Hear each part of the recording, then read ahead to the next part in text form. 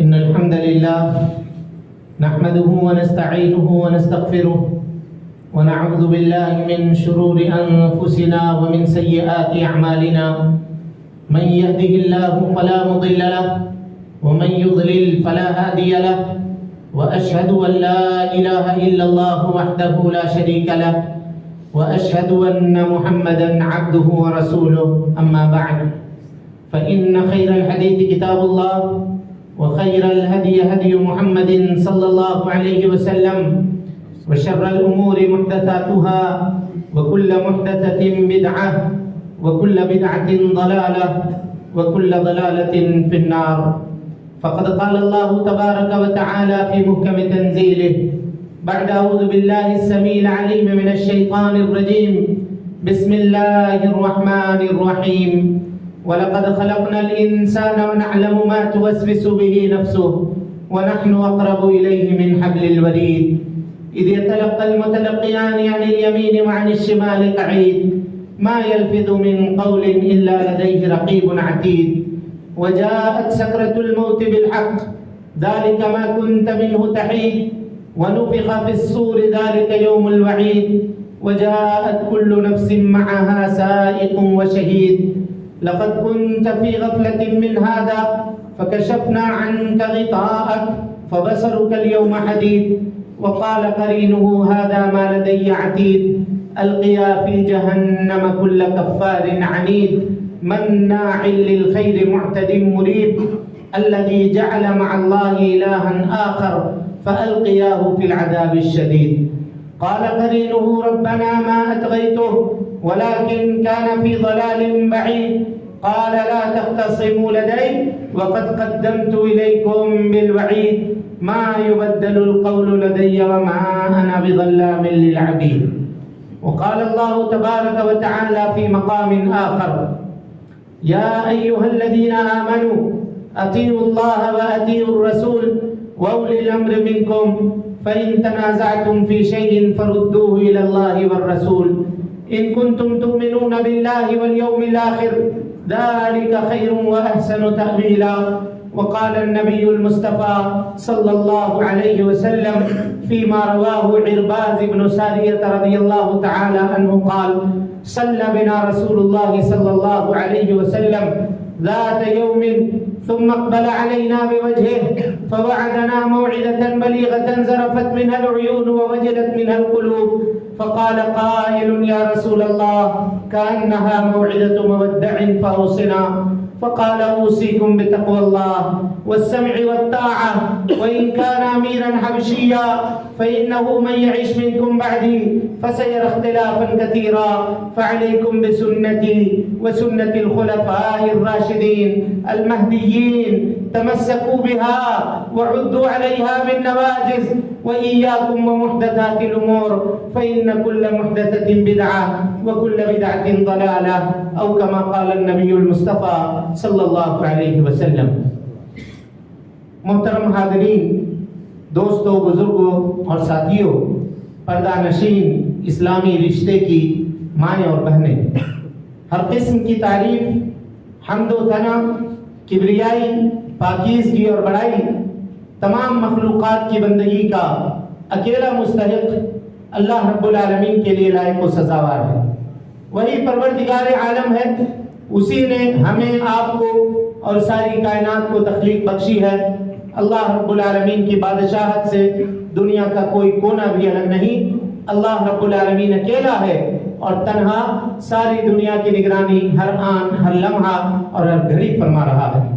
اللہ رب العالمین کا احسان عظیم ہے کہ اس نے ہمیں اور آپ کو مسلمان بنایا، اسلام جیسی عظیم دولت سے مالا مال فرمایا. اللہ رب العالمین نے اپنی پیغام کو، اپنی تعلیم کو ساری انسانیت کے لیے عام فرمایا ہے اور اس کام کو پائے تکمیل تک پہنچانے کے لیے ہر دور میں انبیاء کرام کو دنیا کے اندر بھیجنے کا سلسلہ بھی جاری فرمایا تھا.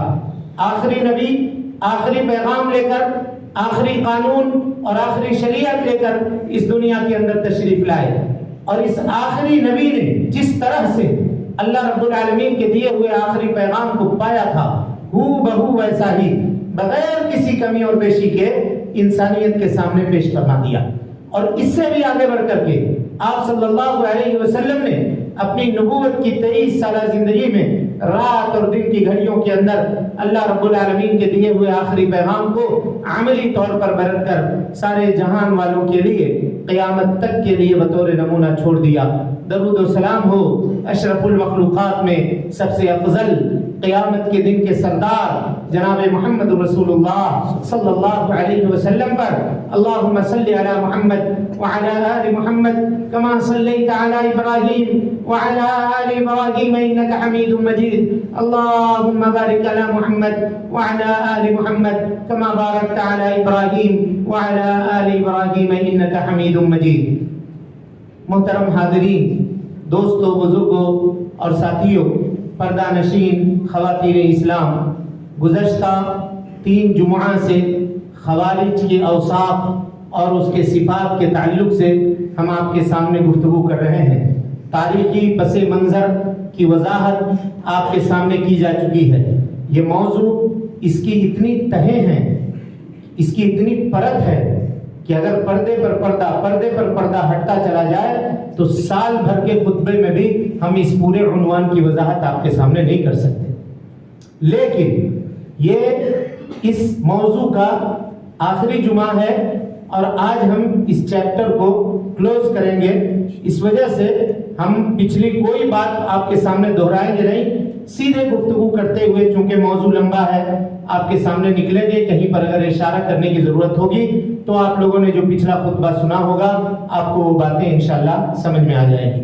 1946 کے پس منظر کے بعد جب عربی زبانوں کے اندر کتابوں کے ترجمے ہوئے اور مصر میں سید قطب نے اسی فہم کو، اسی سوچ کو بنیاد بنا کر کے کتاب لکھنا شروع کیا، تو سب سے بنیادی نقطہ خوارج کا، موجودہ زمانے کے خوارج کے وجود کا جو بنیادی نقطہ وہ کیا ہوا دیکھیے. ان لوگوں نے لا الہ الا اللہ کی تفسیر کی. کہا لا الہ الا اللہ کا مطلب ہوتا ہے لا حاکم الا اللہ، اللہ کے علاوہ کوئی حاکم نہیں ہے. یہ تفسیر کیا، جبکہ حقیقی تفسیر کلمہ لا الہ الا اللہ کا کیا ہے؟ لا معبود بحق الا اللہ، اللہ رب العالمین کے علاوہ کوئی معبود برحق نہیں ہے. یہ ترجمہ ہوتا ہے. اور اسی مقصد کے لیے انبیاء اور رسول کو اللہ رب العالمین نے دنیا کے اندر بھیجا. وَلَقَدْ بَعَثْنَا فِي كُلِّ أُمَّةٍ رَسُولًا أَنِ اعْبُدُوا اللَّهَ وَاجْتَنِبُوا الطَّاغُوتَ وَمَا أَرْسَلْنَا مِن قَبْلِكَ مِن رَّسُولٍ إِلَّا نُوحِي إِلَيْهِ أَنَّهُ لَا إِلَٰهَ إِلَّا أَنَا فَاعْبُدُونِ. اے اللہ کے نبی صلی اللہ علیہ وسلم، آپ سے قبل جتنے رسولوں کو ہم نے روئے زمین پہ بھیجا ہے، سب کا کام یہی تھا کہ وہ لوگوں کو کہتے تھے لا الہ الا ہو، اللہ کے علاوہ کوئی معبود برحق نہیں ہے، تم سب کے سب مل کر کے اس کی عبادت کرو. یہی توحید عبادت تھا جس کو قائم کرنے کے لیے انبیاء اس روئے زمین میں تشریف لائے. لیکن ان لوگوں نے اس توحید کے مفہوم کو بدل دیا. کہا کہ جہاں اسلام کے 5 ارکان ہیں اس میں ایک رکن یہ ہے کہ اسلامی حکومت قائم کی جائے. اور کہتے ہیں، دیکھیے گا، کہتے ہیں کہ اگر اسلامی حکومت نہیں ہے تو ان 5 ارکان کی کوئی ضرورت بھی نہیں ہے. اسی لیے علماء نے لکھا ہے سید قطب کے بارے میں، نہ تو وہ 5 وقت کی نمازیں پڑھتا تھا اور نہ جمعہ کی جماعت کے اندر حاضر ہوا کرتا تھا. نہیں ہوتا. جب اس کے ساتھیوں نے کہا کہ جمعہ کی اذان ہو رہی ہے، چلو، کہا ہمارے اوپر جمعہ کی نماز نہیں ہے. جب تک اسلامی حکومت نہ قائم ہو جائے تب تک ہم جمعہ کی نماز نہیں پڑھیں گے، ہم فرض نماز بھی نہیں پڑھیں گے. ان عبادتوں کا کوئی مطلب ہی نہیں ہے. ہم کو اللہ نے پیدا ہی کیا ہے اسلامی حکومت کو قائم کرنے کے لیے. یہ نظریہ میرے بھائیوں نوجوانوں کے دلوں میں اسپریڈ کرنا شروع کیا. وہ نوجوان جو انقلابی ذہن کے مالک تھے، جن کے بارے میں پیارے مصطفیٰ صلی اللہ علیہ وسلم نے پیشین گوئی کی تھی، صفحاء الاحلام ہوں گے، حدثاء الاسنان ہوں گے، نئے سن کے 18 سال کے، 19 سال کے، 20 سال کے بچے، کالج میں پڑھنے والے، اسکول میں پڑھنے والے، ان کو جا کر کے ڈرگ سپلائی کیا. ان کے جرائم کی فہرست اگر آپ کے سامنے میں گناؤں تو آپ شرم کے مارے اپنا منہ چھپا لیں گے. کوئی گھر کا ایک ہی بچہ تھا کمانے والا، اس کو برغلا کر کے لگا دیا. اور ان کے خود کے بچے جو ہیں وہ امریکہ کے اور یورپ کے اور انگلینڈ کے بڑے بڑے یونیورسٹی میں آرام سے جا کر کے تعلیم حاصل کر رہے ہیں. غریب بچوں کو اٹھا کر کے ان لوگوں نے اس راستے کے اوپر لگا دیا. اسلام سے اس نظریے کا کوئی تعلق نہیں ہے میرے بھائیوں، کوئی تعلق نہیں ہے، اور یہ بدعت ہے جس بدعت کو مصر کے علماء نے اور کچھ ادھر کے علماء نے جو اردو زبانوں کے اندر جنہوں نے تحریریں لکھی، ان لوگوں نے مل کر کے اس نظریے کو اسپریڈ کیا اور اس نظریے کو پھیلایا۔ حدیث سنیے، ایک صحابی آئے مسجد نبوی میں، پیارے مصطفیٰ صلی اللہ علیہ وسلم تشریف فرماتے، آئے اللہ کے نبی صلی اللہ علیہ وسلم ایک بات پوچھنا چاہتا ہوں۔ کہا پوچھو۔ آپ کا آدمی محلے میں گیا تھا، کہہ رہا تھا کہ اللہ نے میرے اوپر 5 وقت کی نمازوں کو فرض کیا ہے کلمہ لا الہ الا اللہ کی گواہی کے بعد، کیا یہ بات صحیح ہے؟ نبی صلی اللہ علیہ وسلم نے کہا ہاں یہ بات صحیح ہے۔ کہا اس کے علاوہ اللہ کے نبی اور کچھ کرنا پڑے گا 5 وقت کی نماز پڑھ کے؟ نبی نے کہا نہیں، مگر تو اگر نفل پڑھنا چاہے تو پڑھ سکتا ہے۔ کہا روزہ؟ کہا 1 مہینے کا روزہ رمضان المبارک کا؟ کہا اللہ کے نبی اور کچھ رکھنا پڑے گا اس کے علاوہ؟ کہا تو اگر نفل روزہ رکھنا چاہے تو رکھ سکتا ہے۔ کہا اللہ کے نبی زکات؟ کہا اللہ تعالیٰ نے تمہارے مال میں سال بھر میں 1 مرتبہ زکات فرض کیا ہے۔ کہا اس کے علاوہ؟ کہا اگر تو نفلی صدقہ کرنا چاہے تو جب چاہے کر سکتا ہے۔ کہا حج؟ کہا اللہ تعالیٰ نے تمہارے اوپر 1 مرتبہ فرض کیا ہے، اب اس کے علاوہ اگر تو نفلی کرنا چاہے تو کر سکتا ہے۔ اٹھا وہ آدمی مجلس سے، اتنی باتیں سن لیا، مجلس سے اٹھا اور کہہ رہا تھا کہ واللہ الذی بعثک بالحق، قسم ہے اس ذات کی جس نے آپ کو حق کے ساتھ مبعوث کیا ہے، لا ازید ولا ھذا ولا انقص من ھذا، اے اللہ کے نبی صلی اللہ علیہ وسلم جتنی بات آپ نے بتلائی ہے اس میں سے میں نہ کمی کروں گا اور نہ میں زیادتی کروں گا۔ پیارے مصطفیٰ نے کہا کہ زمین پر چلنے والا اگر کوئی جنتی دیکھنا چاہتا ہے تو اس آدمی کو دیکھو، یہ جو جا رہا ہے، یہ جو جا رہا ہے، ذرا بتائیے اس میں حکومت کے قیام کی بات کہاں تھی؟ بتائیے حکومت کے قیام کی بات کہاں تھی؟ اسلام کے جن 5 ارکانوں کا تذکرہ اس صحابی نے پیارے مصطفیٰ سے کیا تھا کہ اللہ کے نبی صلی اللہ علیہ وسلم یہ نہیں کہہ سکتے تھے کہ تم جس گاؤں کے رہنے والے ہو جہاں میرا قاصد گیا تھا اس کو پکڑ کر کے تم وہاں ایک کمیٹی بنا لینا، اسلامی حکومت وہاں پہ قائم کرنے کی کوشش کرنا، لوگوں کو پکڑ کر کے زبردستی دین میں داخل کرنے کی کوشش کرنا، یہ کیا اللہ کے نبی صلی اللہ علیہ وسلم نے کہا اس سے؟ میرے بھائیوں نہیں کہا، یہ باطل نظریہ ہے، غلط نظریہ ہے۔ اور یہ نظریہ کہاں سے آیا وہ پوائنٹ اب آپ سمجھیے۔ یہ معاملات چل رہے تھے کچے پکے، لوگ کبھی ادھر کبھی ادھر کبھی ادھر کبھی ادھر ہو رہے تھے۔ ٹھیک اسی وقت ایک شخص یہودیوں کے چال کے نتیجے میں، یہ ایک الگ موضوع ہے، پھر ایران میں کھڑا ہوا، اس کو باہر سے لا کر کے پلانٹ کیا گیا ایران میں، جس کو دنیا خمینی کے نام سے جانتی ہے، اب سب کو معلوم ہوگا۔ جب یہ انقلاب اس نے برپا کیا ایران میں تو جو مسلمان ہے دنیا کے اندر ان لوگوں نے بھی اس کو کیا کہا کہ یہ اسلامی انقلاب ہے۔ یہ کس نے کہا؟ وہ لوگ جو ان خوارج کے نظریے کی تائید کرنے والے تھے۔ لہذا آپ دیکھیے گا کہ آج بھی ان کے جو علماء یا بڑے لوگ ہیں وہ ایران کا اتنا سفر کرتے ہیں جتنا سفر وہ مکہ اور مدینہ کا نہیں کرتے ہیں، وہاں جاتے ہیں اور اس کو کہتے ہیں کہ یہ اسلامی انقلاب ہے۔ کون سے اسلامی انقلاب کی بات کرتے ہیں آپ؟ خمینی کی کتاب ہے کشف الاشرار، اس کتاب کے اندر خمینی لکھتا ہے، اگر غور سے آپ سن سکتے ہیں تو سنیے۔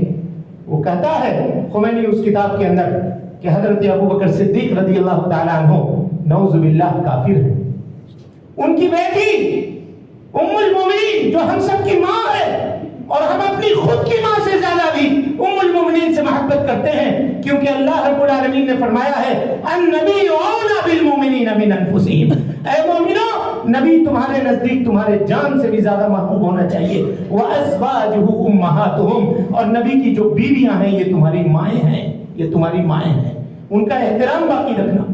کہتے ہیں کہ نعوذ باللہ یہی خمینی لکھتا ہے کشف الاشرار کے اندر کہ اگر ہماری حکومت مکہ اور مدینے کے اندر قائم ہو گئی تو ام المومنین کو والعیاذ باللہ قبر سے نکال کر کے زنا کی حد ان کے اوپر ہم لگائیں گے۔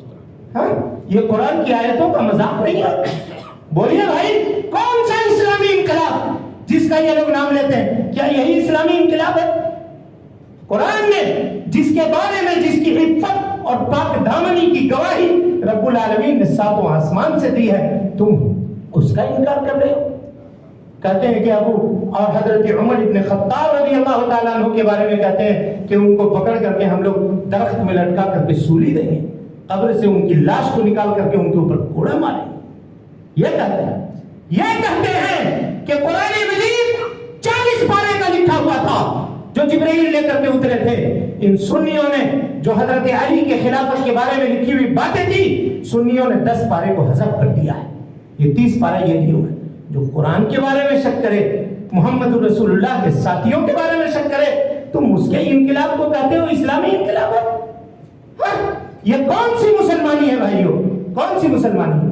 اب جا کر کے دیکھیے، متعہ کے نام پر لاکھوں بچے ایران کی گلیوں میں اور سڑکوں میں پھرنے والے ایسے ہیں جن کو پتہ نہیں ہے کہ ان کا باپ کون ہے، نہیں معلوم ہے۔ وہ کارٹون کے اوپر، ٹاٹ کے اوپر بوریاں بچھا کر کے سڑکوں کے نیچے سوتے ہیں۔ کبھی آپ نے اخبار میں دیکھا ہے کہ یہ اعلان آپ کے سامنے آیا ہو؟ کبھی کسی مفکر کو جو قلم اٹھاتا ہے اس بات کے اوپر لکھتے ہوئے کسی کو دیکھا ہے؟ آپ نے نہیں دیکھا ہے۔ جو کہتا ہے وہ بلد توحید کے بارے میں کہتا ہے۔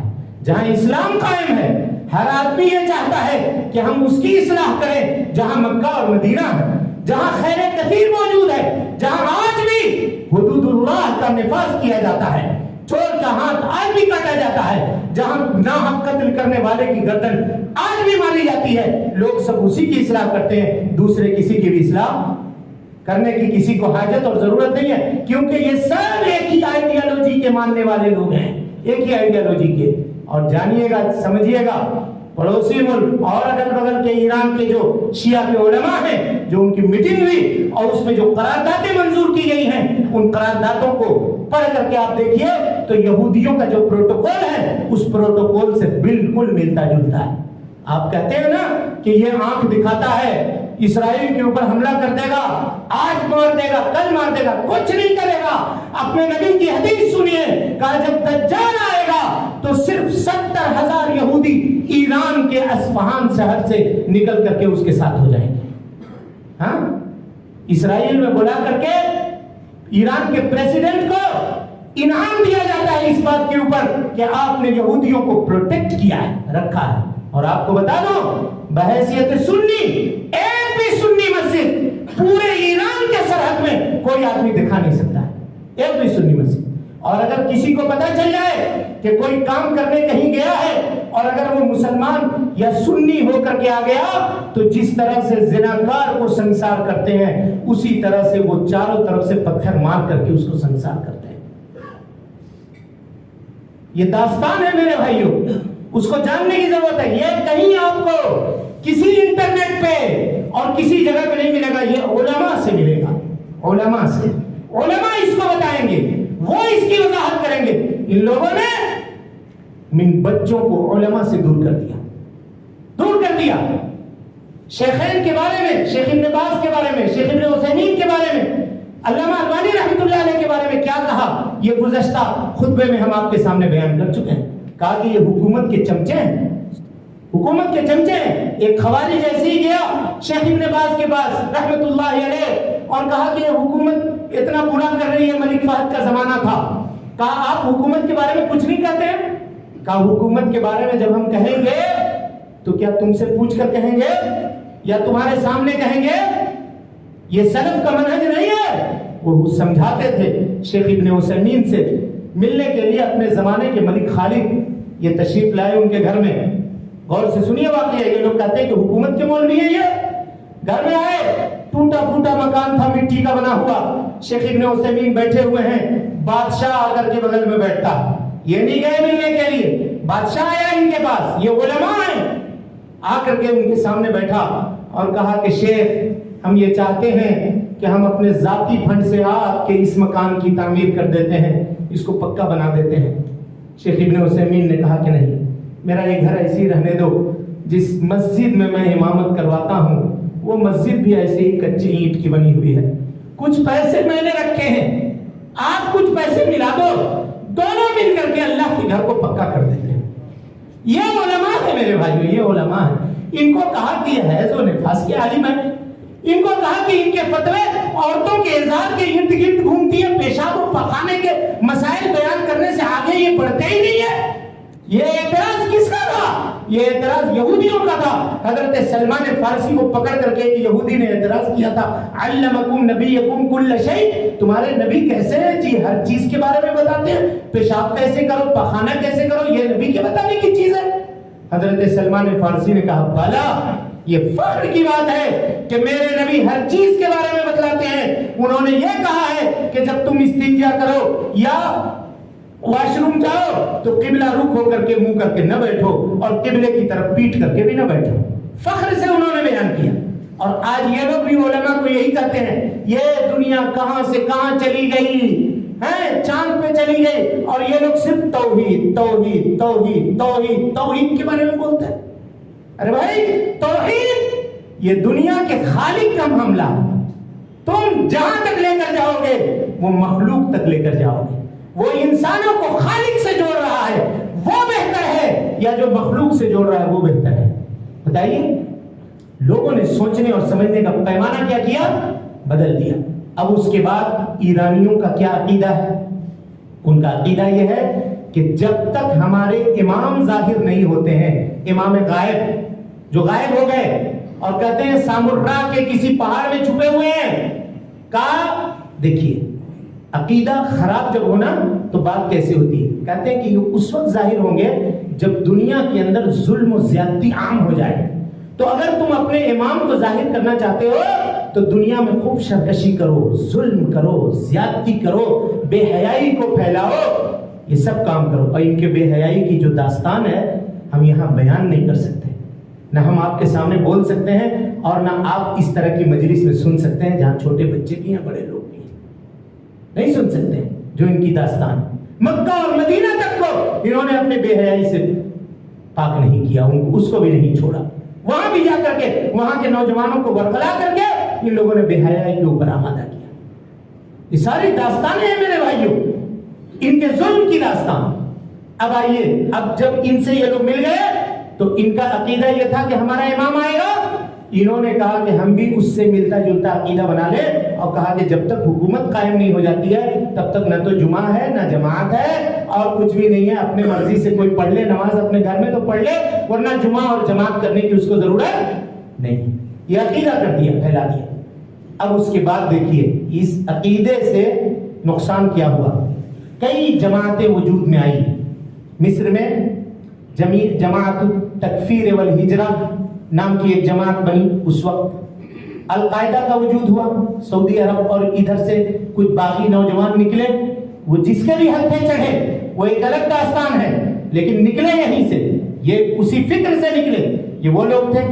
उसके बाद दाइश का भी ज़ुहूर इन्हीं के दरमियान से हुआ, और निकल करके इन लोगों ने क्या किया, अहले सुन्नत वल जमाअत और सुन्नी मुसलमान और बेकसूर मुसलमानों के ऊपर अपनी तलवारें सौंप ली, अपनी तलवारें सौंप ली इन लोगों ने। चुनांचे इन्होंने इंसानों को 4 कैटेगरी में तकसीम किया। गौर से सुनिएगा, 4 कैटेगरी में इंसानों को तकसीम किया। कहा यहूद और नसारा, ये अगर हमसे तारुज नहीं करते, यानी हमको छेड़ते नहीं है, तो वह हमारे भाई हैं, इनको छोड़ दो। करजावी का फतवा है इस सिलसिले में कि इख्वाना यहूद व नसारा, कहते हैं यहूद और नसारा उनके बारे में कहते हैं। हाँ, और उसके बाद शिया को सुन्ने से जोड़ने के लिए इनकी एक मीटिंग मिस्र के अंदर हुई, और मिस्र में यह कहा गया कि सुन्नियों की जो बड़ी यूनिवर्सिटी काहिरा के अंदर जामिया अजहर है, उसके अंदर शियों की फिक़ह दाखिल की जाए, फिक़ह जाफरी जिसको कहते हैं। और उसकी सबसे ज्यादा मुखालफत जिसने की वो सऊदी अरब के उलमा थे, और सबसे ज्यादा उसकी जो जिन्होंने तायीद की वो इख्वानुल मुस्लिमीन का इमाम वो यूसुफ अल-करदावी था। सबसे ज्यादा उसी ने तायीद की और कहा कि नहीं, जामिया अज़हर के अंदर फिक़ह जाफरी दाखिल होनी चाहिए। बात फिर दूसरी तरफ निकल रही थी। 4 कैटेगरी में इन्होंने तकसीम किया। पहला यहूद और नसारा को इस तरह से निकाल दिया। का दूसरा वो तबका जो मुसलमान तो है, किसी मुसलमान बादशाह की तायीद अगर वो करता है तो मुसलमान बादशाह चूंकि काफिर है तो उसकी तायीद करने की शक्ल में ये भी काफिर हो गया। ठीक है, یہ ایک کیٹیگری. اب جب کافر ہو گیا تو اس کا خون بہانا حلال ہو گیا. نبی صلی اللہ علیہ وسلم نے کہا تھا یدعون اہل الاوثان، بت پرست لوگوں کو چھوڑ دیں گے، ویقتلون اہل الاسلام، اور مسلمانوں کو پکڑ کر کے قتل کریں گے. دیکھیے یہ بات کتنی صادق ہو رہی ہے. کہا یہود و نصارہ کو وہ ہمارے بھائی ہیں، اور ان سے کیا کہا کہ اگر یہ مسلمان حکومت میں رہ رہے ہیں اور اس کی وہ تائید کر رہے ہیں تو یہ کافر ہیں، یہ واجب القتل ہے، ہم ان کو قتل کر دیں. اور دوسرے نمبر پہ کہا کہ وہ آدمی جو ہم کو برا بھلا کہے وہ اس کا قتل ہمارے اوپر واجب ہے. غور کیجئے گا. لہذا آج سے 4 سال پہلے ایک اعلان اخبار کے اندر یہ بات پھیلی تھی، آپ سب نے بھی سنا ہوگا کہ ایک نوجوان 20 سال کا یا 22 سال کا رہا ہوگا، اپنی ماں کا اکلوتا بیٹا تھا، اس کا باپ نہیں تھا، اکلوتا بیٹا تھا اپنی ماں کا، داعش میں داخل ہو گیا، چلا گیا. جب وقت گزار کر کے آیا تو ماں ہاتھ جوڑ کر کے رونے لگی، بیٹا کہاں چلے گئے ہو؟ تم ہی ایک اکیلے تھے، وہاں جان کا خطرہ ہے، نہیں جایا کرو اس سب میں، آؤ یہیں رہو، ہماری خدمت کرو، تم کس چیز کی کمی ہے، سب کچھ موجود. یہ رہا. دوسرے دن نکل کر کے اپنی ماں کے پاس سے چلا گیا، اور جا کر کے جو اس کے سرگنا تھے ان سرگنا لوگوں کے سامنے اس نے کہانی بیان کی کہ میں اپنے گھر چلا گیا تھا، میری ماں مجھ کو مجبور کر رہی تھی، روک رہی تھی. فوراً ان لوگوں نے اپنی میٹنگ طلب کی اور کہا کہ تمہاری ماں واجب القتل ہے. یہ اخبار کی بات ہے، سچ کیجیے آپ، اخبار کی بات ہے کہ واجب القتل ہے تمہاری ماں. فیصلہ ہو گیا کورٹ میں، ان کا جو کورٹ تھا خود ساختہ کورٹ، غیر اسلامی کورٹ، اور فیصلہ ہونے کے بعد کہا گیا کہ تم اپنی ماں کو حاضر کرو، اور یہ ذمہ داری بھی ہم تمہارے ہی سر پہ تھوپتے ہیں. وہ گیا گھسیٹ کر کے اپنے گھر سے اپنی ماں کو لے کر آیا، اور پورا مجمع تھا اکٹھا جمع، اس کے ہاتھ میں تلوار دی گئی اور آگے بڑھ کر کے اس نے اپنی ماں کا گردن لوگوں کے سامنے مار دیا، اور اس کو باضابطہ ویڈیو شوٹ کیا گیا، اب پورے دنیا کے لوگوں کے اندر پھیلایا گیا.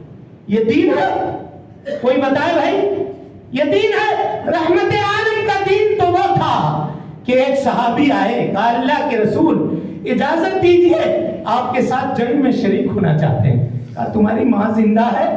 کہا ہاں اللہ کے رسول. کہا ففیہما فجاہد، جا ماں کی خدمت کر لے، وہی تمہاری جہاد ہے، تم کو جہاد میں جانے کی ضرورت نہیں ہے. یہ رحمت عالم کا دین تھا.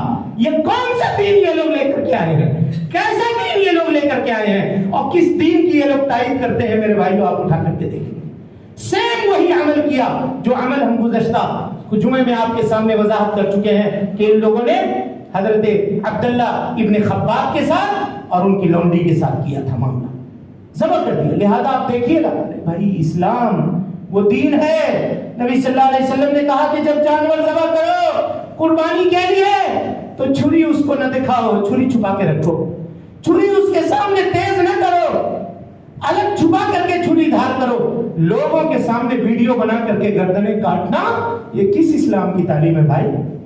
کون سا اسلام ایسا سکھاتا ہے؟ کس اسلام نے یہ دعوت دی ہے؟ اور ان لوگوں نے ایسا کر کے اسلام جو پھیل رہا تھا یورپ میں اور دوسرے ممالک میں، میرے بھائیوں، اسلامو فوبیا کا جو زور آیا ہے نا، اس کے اصل ذمہ دار یہ اسی طرح کے لوگ ہیں، اسی طرح کے لوگ ہیں. اسلام جو اپنی دعوت سے پھیل رہا تھا، یہ شیعہ کب دیکھ سکتے تھے کہ اسلام اس طرح سے پھیلے اور لوگ مسلمان ہوں؟ انہوں نے ان لوگوں کو تیار کیا اور اس طرح سے پروپیگنڈا کر کے اسلام کا جو سیلاب یورپ کے اندر امڑ رہا تھا اور لوگ جوک تر جوک دائرے اسلام کے اندر داخل ہو رہے تھے، اسلاموفوبیا کے زور سے وہ چیز ٹھنڈا پڑ گیا. کہاں کہاں اس کے نقصانات نہیں ہوئے ہیں، اب دیکھیے گا تو میرے بھائیوں دنگ رہ جائیے گا. اس کے بعد کہا یہ 3 کیٹیگری ہو گئی. چوتھی کیٹیگری جو ان لوگوں نے بیان کی، وہ چوتھی کیٹیگری یہ بیان کی کہ وہ بچے یا وہ عورتیں جن کا حکومت سے اور کسی سے کوئی تعلق نہیں ہے. ظاہر ہے ایک خاتون کا کیا تعلق ہے؟ وہ اپنے بچوں کی پرورش کرتی ہے، شوہر کی خدمت کرتی ہے، گھر میں رہتی ہے. اور چھوٹا بچہ جو ابھی جوان نہیں ہوا ہے، اس کا کیا تعلق ہے؟ کہا کہ وہ بھی واجب القتل ہے، چاہے وہ چھوٹا بچہ ہو یا کوئی عورت ہو. پیارے مصطفیٰ صلی اللہ علیہ وسلم کی کیا یہی تعلیم ہے؟ نبی صلی اللہ علیہ وسلم کی پوری تاریخ میں 23 سالہ زندگی میں آپ کی پوری تاریخ اٹھا کر کے دیکھ جائیے، جتنے لڑائیاں ہوئی ایک عورت کا بھی خون نہیں بہایا گیا، ایک عورت کا بھی. غلطی سے ایک صحابی سے فتح مکہ کے وقت جب فتح مکہ میں داخل ہو رہے تھے نبی صلی اللہ علیہ وسلم تو مکہ کے دروازے پہ دیکھا کہ ایک جگہ بھیڑ لگی ہوئی ہے. آپ گئے وہاں, کہا کیوں بھیڑ لگائے ہو؟ کہا اس عورت کو مار دیا گیا. کہا کس نے مارا؟ کس نے مارا؟ یہ تو جنگ میں نہیں تھی شریک. کس نے اجازت دی کہ اس کا تم خون بہاؤ؟ میں اس خون سے بری ہوں, محمد رسول اللہ اس خون سے بری ہے. اب میں اس خون کا ذمہ دار نہیں ہوں. کس نے مار دیا اس عورت کو؟ آپ نے افسوس کا اظہار کیا. ایک خاتون یہ لاکھوں کروڑوں خاتون کو پکڑ کر کے ان لوگوں نے مارا ہے, اور چھوٹے چھوٹے بچوں کو ان لوگوں نے مارا ہے. اور انہوں نے جو انقلاب کا نعرہ دیا, ان انقلاب کے نعرے سے میرے بھائیوں لاکھوں بچے یتیم ہوئے بنا باپ کے زندگی گزارنے کے اوپر. سیریا میں آپ دیکھ لیجئے گھاس کھاتے ہیں چھوٹے چھوٹے بچے, خوبصورت بچے, کأنہم لؤلؤ المکنون, موتیوں کے طرح سے بچے ہیں. اللہ اکبر, کیسا ظلم ڈھایا ہے ان موجودہ دور کے خوارج نے کہ آپ دیکھیں کیسا ظلم ڈھایا ہے.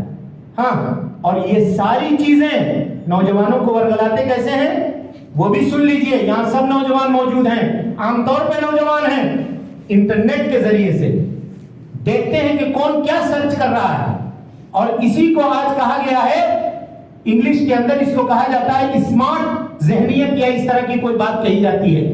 مشین آپ کے دماغ کو پڑھ رہا ہے. اس کو سمجھیے گا, فیس بک پہ, واٹس ایپ پہ, یا فیس بک پہ یا گوگل پہ جو کچھ آپ سرچ کر رہے ہیں, آپ کے ذہن میں کیا چل رہا ہے یہ گوگل لے کر کے ان لوگوں تک پہنچا رہا ہے. اسی لیے آپ دیکھیے گا کہ اگر آپ بائک سرچ کیجئے, اس کے بعد فیس بک کھولیے تو وہ ہزاروں طرح کی بائک کمپنیوں کا ایڈ لا کر کے آپ کے نگاہوں کے سامنے ڈال دے گا.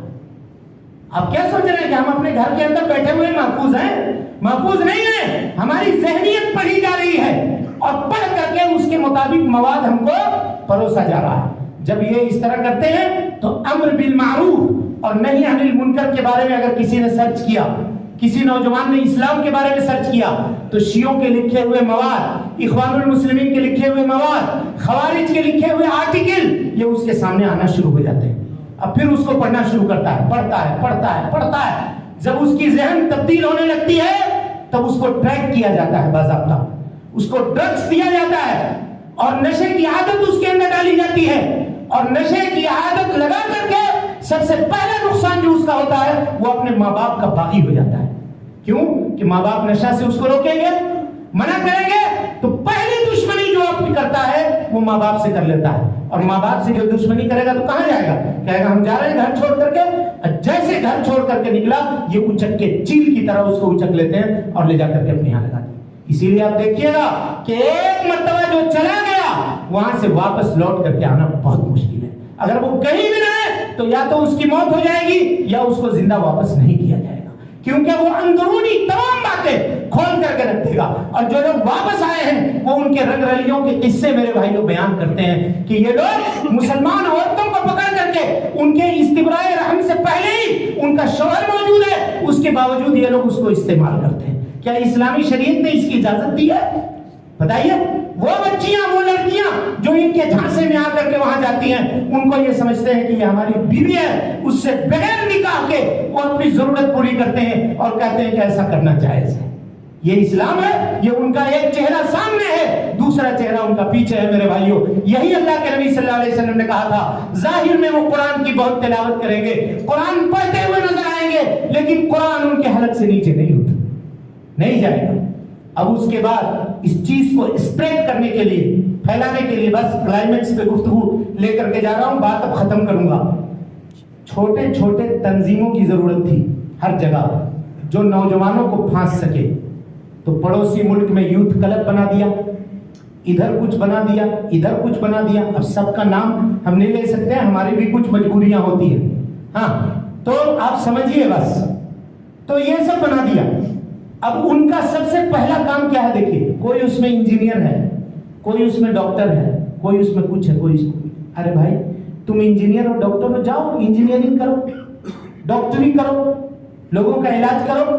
اللہ نے وہ علم تم کو دیا. کہا نہیں, ہم مائک لگا کر کے اور نوجوان بچوں کو بٹھا کر کے اسلام سکھائیں گے. کیسا اسلام؟ کہا وہی خوارج والا نظریہ.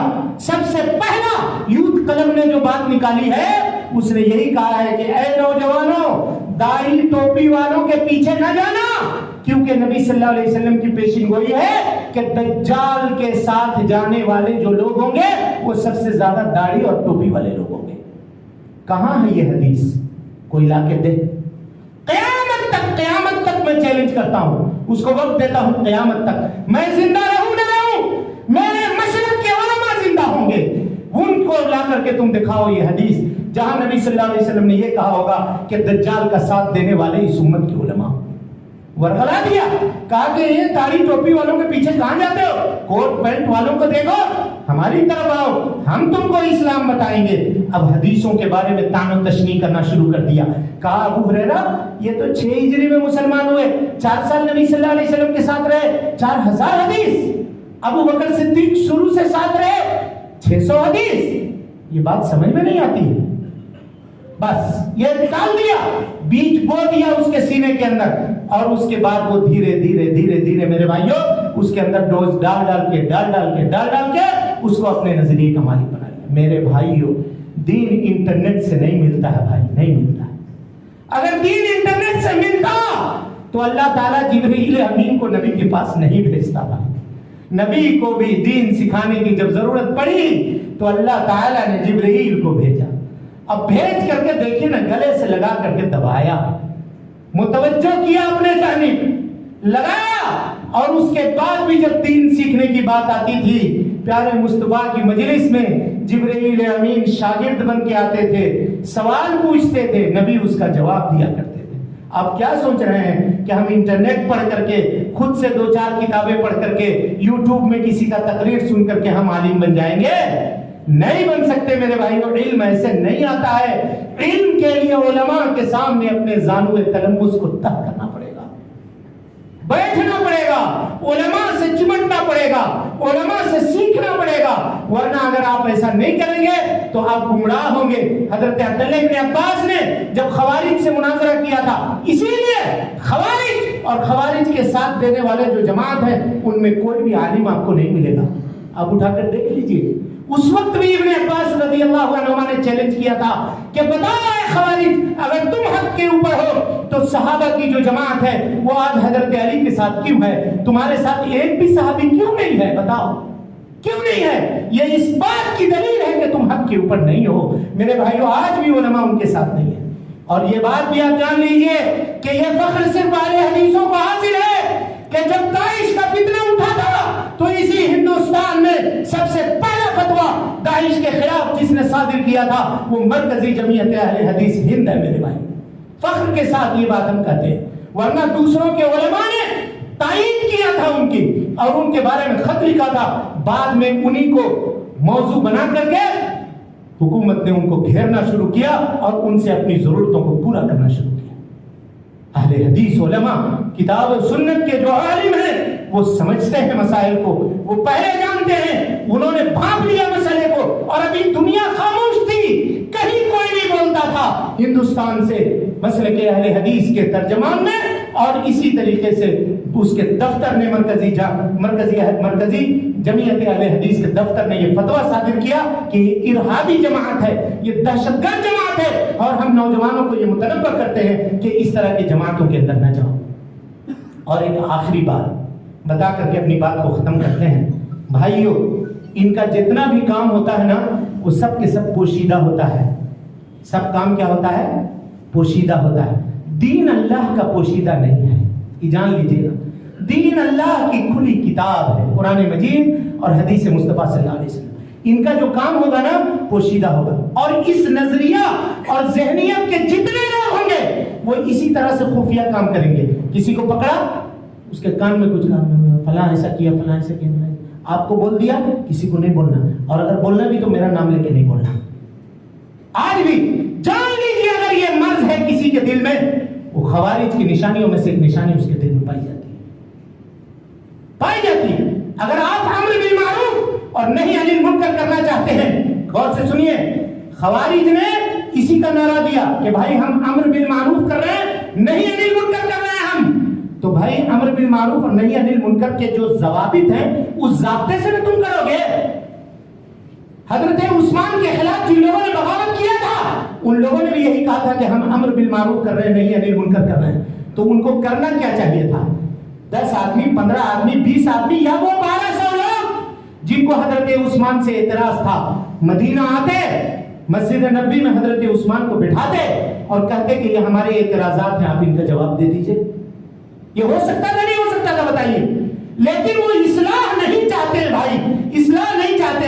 वो चाहते हैं कि इस्लामी हुकूमत खत्म हो जाए, इनके माल के ऊपर हम कब्जा करें, इनके माल पर कब्जा करें। वो ये चाहते हैं, इनकी दौलत के ऊपर हम कब्जा करें, इनके औरतों को बांदी बनाएं। इसलिए ये अनार्की फैलाते हैं, अमीरों को मारते हैं और वो हाकिमों को कत्ल करते हैं ताकि ये बेयारो मददगार हो जाए और फिर इनके साथ हम जैसा चाहे वैसा मामला करें। ये क्या, कौन सा दीन है? लिहाजा उमर इब्न अब्दुल अजीज रहमतुल्लाह अलैह का एक कौल बयान कर रहा हूं। उन्होंने कहा था, इदा रअयतुमुर रजुलान, लोगों जब तुम किसी दो आदमी को देखो आपस में सरगोशी कर रहे हैं, दूनल आम्मा, और वो ये चाहते हैं कि दूसरा ना जाने, तीसरा ना जाने, चौथा ना जाने, फइन्नहुम अला तासीसिस ज़लाला, जान लो कि वो ज़लालत और गुमराही की बुनियाद रख रहा होगा, इसीलिए वो ऐसा कर रहा है। वरना अगर हक बात बोलता तो डंके की चोट पर बोलता, और डंके की चोट पर आवाम के सामने बोलता, और जिम्मेदारों से, हाकिमों से अगर बात करना है तो आकर के उसको बिठा करके बोलता कि आपके बारे में ये बातें हमने सुनी है, आपके बारे में ये एतराजात है, इन एतराजात का आप जवाब दीजिए। सरेराह तज़किरा करना, होटलों के चाय की मजलिसों में गुफ्तगू करना और एक दूसरे को लेकर के वर्गलाना, ये मेरे भाइयों खवारिज की अलामत है। ये उस जमाने में भी थी और आज के जमाने में भी है, और जो इस तरह के किसी के दिल के अंदर ये चीजें पाई जाती हैं तो ये जान ले कि ये निशानी खवारिज की निशानी है।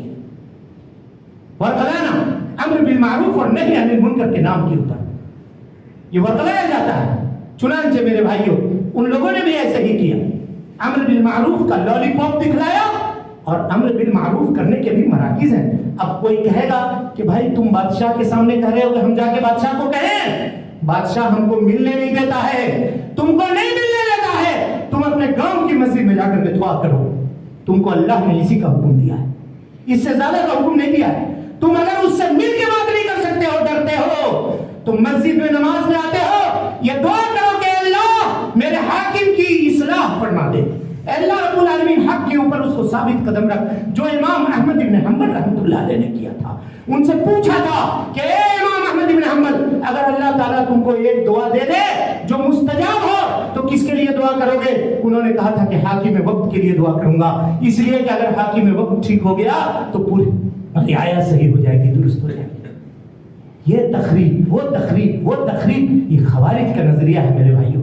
इस नजरिए से इज्तिनाब कीजिए, इस नजरिए से बचिए और अपने नौजवानों को इससे बचाने की कोशिश कीजिए। दीन अल्लाह का वाज़े है, साफ सुथरा है, ये दीन उलमाए किराम से सीखने की कोशिश कीजिए। इसीलिए अल्लाह रब्बुल आलमीन के फضل और उसके तौफीक से इंशाअल्लाह इस साल के रमज़ान में हम लोगों ने ज़ुहर के बाद, या मस्जिद के कमेटी ने ज़ुहर के असर के नमाज के बाद का जो दर्स है उसमें इंशाअल्लाह अस्माइल्लाहिल हुस्ना, अल्लाह के जो 99 नाम हैं और उन नामों की तफसीर क्या है, किस तरह से उन नामों के जरिए से हम दुआ कर सकते हैं, अल्लाह को पुकार सकते हैं, ये इन बातों की तफसील आपके सामने बयान की जाएगी। 28 दिन 29 दिन में पूरे 99 नाम पढ़ाए जाएंगे। और इसी तरीके से फजर के बाद के दर्स में कुरान मजीद की वो दुआएं जो रब्बना से शुरू होती हैं, जो अंबिया की दुआएं हैं, वो दुआ जिसको अल्लाह ने अपनी ज़बानी हमको और आपको सिखाया है, जो अल्लाह का कलाम है, वो दुआएं, उसका तर्जमा और उसकी तशरीह आपके सामने की जाएगी, ताकि अगर हम दुआ मांगे भी तो उसके मानी और उसके मतलब से वाकिफ हों। अगर मानी और मतलब से वाकिफ नहीं है तो दुआ एक रस्मन आदमी रब्बना आतिना फिद दुनिया हसना पढ़ रहा है लेकिन जान नहीं रहा है कि क्या मांग रहे हैं, तो वो दुआ कहां से कबूल होगी? समझ रहे हैं? तो ये, और इसी के लिए औरतों के लिए भी कुछ खुसूसी दुरूस का और इनका भी इंतजाम किया गया है। ये मुसाबके के तौर पे रखा गया है। 27 से 28 रमजान को हम इम्तिहान लेंगे और इसमें जो पहला, दूसरा और तीसरा दर्जा आएगा उसके लिए कुछ इनामात भी मुकर्रर है। लिहाजा आप हजरात खुद भी आइए, अपने लोगों को भी इकट्ठा और जमा कीजिए। इसके लिए बाज़ाब्ता किताब तरतीब दी गई है, किताब बन करके 1-2 दिन में तैयार होकर के आ जाएगी। कापी कलम लेकर के बैठिए और पढ़िए। आइए इस रमजान को अल्लाह को पहचानने में गुजारते हैं, आइए इस रमजान को अल्लाह से कुछ मांगने में गुजारते हैं, आइए इस रमजान को अल्लाह की इबादत में गुजारते हैं और जिंदगी का ये मौका जो अल्लाह ने हमको और आपको गनीमत अता किया है, इसको हम अच्छे कामों में इस्तेमाल करते हैं। अल्लाह रब्बुल आलमीन से हम दुआ करते हैं अपने लिए لیے, آپ تمام لوگوں کے لیے کہ اللہ رب العالمین اس نظریے سے, اے اللہ خوارج کی ذہنیت سے ہم کو, ہم سب کے بال بچوں کو, ہم سب کی آل و اولاد کو اللہ رب العالمین محفوظ کر دے. اے اللہ ہماری حفاظت فرما. اے اللہ اس ملک کو امن و امان کا گہوارہ بنا دے. اے اللہ رب العالمین جو لوگ اس ملک کے امن و امان کو خراب کرنا چاہتے ہیں, رب العالمین تو ان کے معاملے کو انہی کے جانب الجھا دے. اے اللہ رب العالمین ہم سب کی اصلاح فرما دے, مسلمان مردوں کی اصلاح فرما دے, مسلمان عورتوں کی اصلاح فرما دے. اے اللہ رب العالمین جو لوگ بیمار ہیں, اے اللہ تو انہیں شفائے کاملہ عاجلہ نصیب فرما دے. اے اللہ جو پریشان حال ہے ان کی پریشانیوں کو دور فرما دے. اے اللہ جن لوگوں نے شفا یابی کی دعا کی درخواست کی ہے, اے اللہ اگر اس کا نام ہم بھول بھی گئے ہوں, اے اللہ تو جانتا ہے. رب العالمین سب مریضوں کو اپنے توفیق سے, اپنے فضل سے اے اللہ تو شفا یاب کر دے. اے اللہ کچھ ہی دن باقی ہیں, رمضان کے مہینے نصیب فرما دے. اے اللہ رمضان کے مہینے نصیب فرما دے. اے اللہ رمضان کے مہینے نصیب فرما دے. اللہم بلغنا رمضان, اللہم بلغنا رمضان, اللہم بلغنا رمضان, اللہم بلغنا رمضان واجعلہم ممن قام رمضان غفر له ما تقدم من ذنبه وما تأخر. اے اللہ رمضان کے مہینے پا کر کے ہم کو عبادت کرنے والا بھی بنا دے. اے اللہ تراویح کا اہتمام کرنے والا بنا دے. اے اللہ مسجدوں سے ہمارے دلوں کو لگا دے. اے اللہ ہم سب کو پکا اور سچا نمازی بنا دے. اے اللہ اپنے دین کے اوپر عمل کرنے کی توفیق دے, صحیح کتاب و سنت پر عمل کرنے کی توفیق دے, صحیح مسلک پہ چلنے کی توفیق دے. جب تک زندہ رکھ, دین اسلام پہ زندہ رکھ, اور جب اٹھا ایمان پہ اٹھا. اقول قولی ھذا واستغفر اللہ لی ولکم ولسائر المسلمین من کل ذنب وخطیئۃ فاستغفروہ.